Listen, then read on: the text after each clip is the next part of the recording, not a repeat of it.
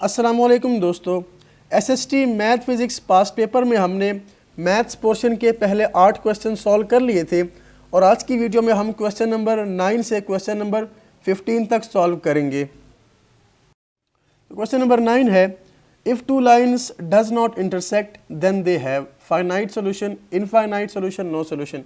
अगर दो lines intersect ना करें तो उनका सोल्यूशन क्या होगा, फाइनाइट, इनफाइनाइट या उनका सोल्यूशन एग्जिस्ट नहीं करेगा। तो दो लाइंस अगर इंटरसेक्ट करें तो जिस पॉइंट पर वो इंटरसेक्ट करती हैं उस पॉइंट पर उनका सोल्यूशन होता है। अगर वो इंटरसेक्ट ना करें तो उनका सोल्यूशन नहीं होगा। यानी कोई भी दो लीनियर इक्वेशंस हैं उनको जब हम साइमल्टेनियसली सॉल्व करते हैं तो वहाँ से हमारे पास x और y की वैल्यूज़ आती हैं। वो x और y की वैल्यूज़ उनका इंटरसेक्शन पॉइंट होता है। तो जब लाइन्स इंटरसेक्ट ही ना करें तो उनका सोल्यूशन नहीं होगा। तो इस केस में करेक्ट ऑप्शन सी है। क्वेश्चन नंबर 10 है, which of the following is an open sentence. इनमें से कौन सा ओपन सेंटेंस है। ये एक इम्पॉर्टेंट क्वेश्चन है जो कि पीएसटी, सीटी और एसएसटी के मैथ पोर्शन में आ सकता है। तो सेंटेंस जिस तरह के इंग्लिश में सेंटेंस होते हैं, ऐसे स्टेटमेंट जिनकी आपको अच्छी तरह समझ आ जाए, तो इसी तरह मैथ में भी सेंटेंस होता है 4 + 3 = 7। ये एक सेंटेंस है कि हमने 4 और 3 को जमा किया तो आंसर 7 आ गया। 10 इज़ एन इवन नंबर, ये भी एक सेंटेंस है। सेंटेंस की दो टाइप्स होती हैं, open sentence and clause sentence. तो हम पहले देख लेते हैं कि ओपन सेंटेंस और क्लोज सेंटेंस क्या होते हैं। A sentence is closed if it is always true और ऑलवेज फॉल्स। एक ऐसा सेंटेंस जो या तो हमेशा ट्रू हो या हमेशा फॉल्स हो, यानी आपको उस सेंटेंस के बारे में पता होता है कि ये ट्रू है या फॉल्स है, तो उसको हम क्लोज्ड सेंटेंस कहते हैं। जबकि ओपन सेंटेंस एक ऐसा सेंटेंस होता है जिसके बारे में हम सर्टेन नहीं होते, जिसके बारे में हमें पता नहीं होता कि क्या ये ट्रू है या फॉल्स है। एग्जांपल देख लेते हैं। 8 इज़ एन इवन नंबर। ये 8 इज़ एन इवन नंबर, ये ट्रू है। इसका मतलब ये है कि ये क्लोज्ड सेंटेंस है क्योंकि हमें पता है कि ये ट्रू है। इसी तरह 9 इज़ एन इवन नंबर, ये सेंटेंस क्लोज्ड सेंटेंस है क्योंकि ये फॉल्स सेंटेंस है। और क्लोज सेंटेंस ऐसा सेंटेंस होते हैं जो या तो ट्रू होते हैं और या फॉल्स होते हैं, यानी हमें उन सेंटेंस के बारे में पता होता है कि क्या ये ट्रू है या फॉल्स है। थर्ड एग्जांपल में है n is an even number. ये सेंटेंस ओपन सेंटेंस है क्योंकि n की वैल्यू पे डिपेंड करता है। n अगर इवन नंबर हो तो ये सेंटेंस ट्रू होगा, अगर n ऑड नंबर हो तो ये सेंटेंस फॉल्स होगा। So this sentence could be true और false depending on the value of n। तो इस तरह के सेंटेंस को हम ओपन कहेंगे जो ट्रू भी हो सकता है और फॉल्स भी हो सकता है। अब ऑप्शंस देखें। 4 + 3 = 7, ये ट्रू सेंटेंस है, ट्रू स्टेटमेंट है, इसका मतलब ये क्लोज्ड है, ओपन नहीं है। बी में देखें x + 2 = 3। अगर हम x की वैल्यू को 1 रख दें देन 1 + 2 = 3, इसका मतलब 3 = 3, तो ये सेंटेंस क्लोज्ड बन जाएगा, यानी कि ट्रू बन जाएगा। अगर x की वैल्यू को 1 के अलावा आप कोई और रख दें, 5 रख दें, 5 + 2 7 इज़ नॉट इक्वल टू 3, तो ये सेंटेंस फॉल्स बन जाएगा। इसका मतलब कि x की वैल्यू चेंज करने से ये स्टेटमेंट्स चेंज हो जाएगी। ये ट्रू भी हो सकती है और फॉल्स भी हो सकती है, हमें x के बारे में नहीं पता। तो ये सेंटेंस ओपन सेंटेंस है क्योंकि हम इसके बारे में नहीं कह सकते कि ये ट्रू है या फॉल्स है। ऑप्शन सी में देखें, 3 इज़ ग्रेटर देन 2, तो ये ट्रू लिखा है, इसका मतलब ये क्लोज्ड है। इसी तरह ऑप्शन डी है, 8 is less than 5 which is false, क्योंकि 8 5 से बड़ा है, तो ये सेंटेंस भी क्लोज्ड है क्योंकि क्लोज्ड वो होते हैं जो या तो ट्रू हो और या फॉल्स हो। तो इस केस में ओपन सेंटेंस सिर्फ ऑप्शन बी ही है, x + 2 = 3। So here B is the correct option.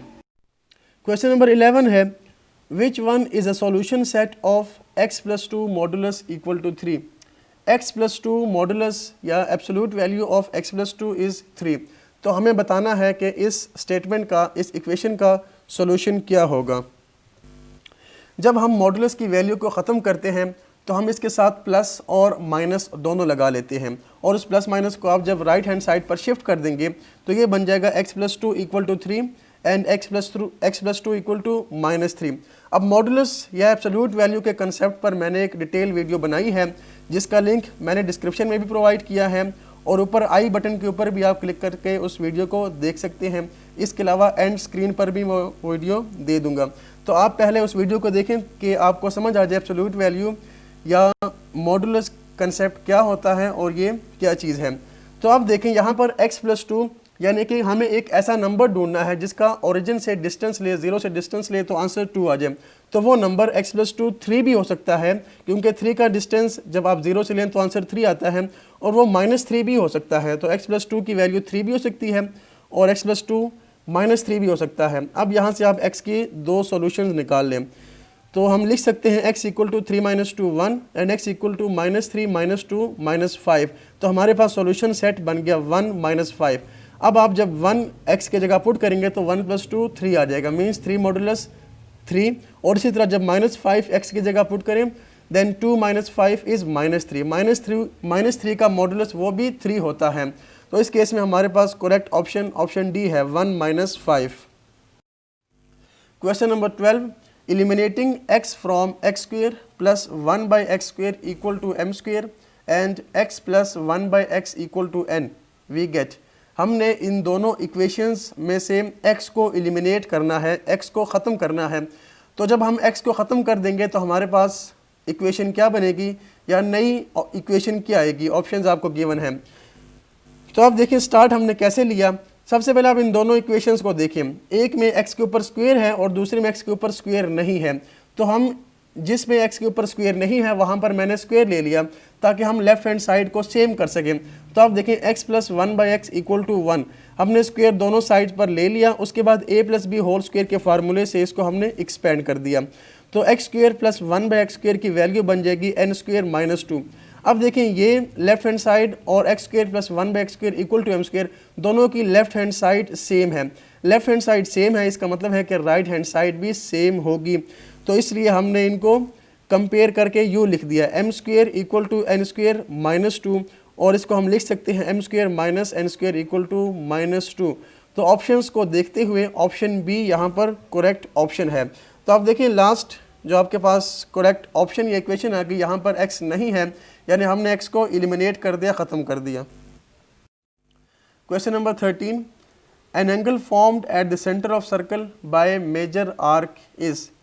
Major arc circle के सेंटर पर कौन सा एंगल बनाता है? Right angle, acute angle, obtuse angle या रिफ्लेक्सिव एंगल। सबसे पहले आप देखें राइट एंगल एक ऐसा एंगल होता है जिसकी मेजर 90 डिग्री होती है। एक्यूट एंगल 0 और 90 के दरमियान होता है। Obtuse angle is between 90 and 180, जबकि रिफ्लेक्सिव एंगल 180 से बड़ा जबकि 360 से छोटा होता है। अब समझते हैं कि आर्क या मेजर आर्क क्या होती है। कोई भी सर्कल है, सर्कल के सरकमफ्रेंस के पार्ट को हम आर्क कहते हैं। पार्ट ऑफ सरकमफ्रेंस या part of boundary of a circle is called arc. अब आर्क दो टाइप्स की होती हैं, मेजर आर्क और माइनर आर्क। मेजर आर्क कौन सी आर्क होती है? मेजर आर्क सबसे पहले हम देखते हैं माइनर आर्क कौन सी होती है। तो माइनर आर्क एक ऐसी आर्क होती है जो कि सर्कल के सेंटर पर 0 to 180 यानी कि 0 से ग्रेटर और 180 से लेस एंगल बनाती है। The angle formed by the minor arc on centre of the circle is between 0 and 180। उसके बाद सेमी सर्कल, ये कौन सी आर्क होती है? ये एक ऐसी आर्क होती है जो कि सर्कल के सेंटर पर स्ट्रेट एंगल बनाती है, यानी कि 180 डिग्री का एंगल बनाती है। मेजर आर्क एक ऐसी आर्क होती है जो कि सर्कल के सेंटर पर greater than 180 and less than 360 angle बनाती है, यानी कि बिटवीन 180 एंड 360 एंगल बनाती है सर्कल के सेंटर पर। उस आर्क को हम मेजर आर्क कहते हैं। अब क्वेश्चन में है angle formed at the centre of circle by major arc is, तो वो एंगल होता है 180 से बड़ा और 360 से छोटा। आप फिगर में भी देख सकते हैं मेजर आर्क ने जो एंगल बनाया है वो स्ट्रेट लाइन से बड़ा है, यानी कि 180 से बड़ा है और 360 से छोटा होगा। तो उस एंगल को हम रिफ्लेक्सिव एंगल कहते हैं। तो यहाँ पर करेक्ट ऑप्शन डी है। क्वेश्चन नंबर 14 है base of a trapezium are 9 centimetre and 6 centimetre. If its altitude is 4 centimetre its area is, यानी ट्रेपीजियम है उसकी बेस 9 सेंटीमीटर और 6 सेंटीमीटर है। अगर उस ट्रेपीजियम की हाइट 4 सेंटीमीटर हो तो उसका एरिया क्या होगा? ट्रेपीजियम एक ऐसी शेप, एक ऐसी फिगर होती है जिसकी दो साइड्स पैरेलल होती हैं और दो साइड्स नॉन पैरेलल होती हैं। जो दो साइड्स पैरेलल हैं उनके दरमियान डिस्टेंस को हम हाइट या एल्टीट्यूड कहेंगे और इन दोनों पैरेलल साइड की लेंथ चेंज होती है। और इसका एरिया है 1/2 × h × a + b। तो एरिया ऑफ ट्रेपेजियम निकालने के लिए आपको इसका फॉर्मूला याद होना चाहिए। यहाँ पर h की वैल्यू 4 है, a चूँकि हमने छोटी साइड ली है तो a की वैल्यू यहाँ पर 6 है और b की वैल्यू यहाँ पर 9 है। तो फॉर्मूले में वैल्यूज़ पुट कर लें और वैल्यूज़ पुट करने के बाद इसको सिंप्लीफाई करें तो हमारे पास आंसर आ गया 30 centimetre square. Means here A is the correct option. Question number 15. If base is 7.5 centimeter and altitude is 4 centimeter, then find the area of triangle. एक ट्राइंगल है जिसकी बेस 7.5 है और उसकी हाइट 4 सेंटीमीटर है, तो हमने उस ट्राइंगल का एरिया फाइंड करना है। अब इसके लिए भी आपको एरिया ऑफ ट्राइंगल का फॉर्मूला आना चाहिए, क्योंकि ट्राइंगल रेक्टेंगल का हाफ होता है और रेक्टेंगल का एरिया होता है लेंथ मल्टीप्लाई बाय विड्थ। तो इसी तरह ट्राइंगल का एरिया है लेंथ मल्टीप्लाई बाय हाइट या ब्रेड्थ डिवाइड बाय 2, यानी BH डिवाइड बाय 2। हमने रेक्टेंगल के एरिया को हाफ कर दिया। अब हमें बेस की वैल्यू दी है 7.5 सेंटीमीटर और एल्टीट्यूड दिया है 4 सेंटीमीटर।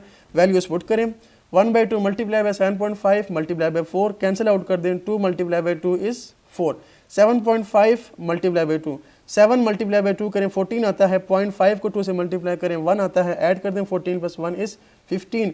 तो यहाँ पर एरिया है 15 सेंटीमीटर स्क्वेयर। ऑप्शन डी में है 15 सेंटीमीटर। 15 सेंटीमीटर एरिया नहीं है, क्योंकि एरिया का यूनिट होता है सेंटीमीटर स्क्वेयर, क्योंकि जब आप बेस को और हाइट को मल्टीप्लाई करते हैं तो centimetre times centimetre is centimetre square. तो करेक्ट ऑप्शन यहाँ पर ऑप्शन सी है 15 सेंटीमीटर स्क्वेयर। दोस्तों आज की वीडियो के लिए इतना ही। उम्मीद है आपको क्वेश्चन समझ आए होंगे। तो वीडियो को लाइक करना और चैनल को सब्सक्राइब करना मत भूलिएगा। अगर कोई भी क्वेश्चन है, कोई भी प्रॉब्लम है तो आप मुझसे कमेंट में पूछ सकते हैं। अगली वीडियो तक के लिए दीजिए इजाज़त। अल्लाह हाफिज़।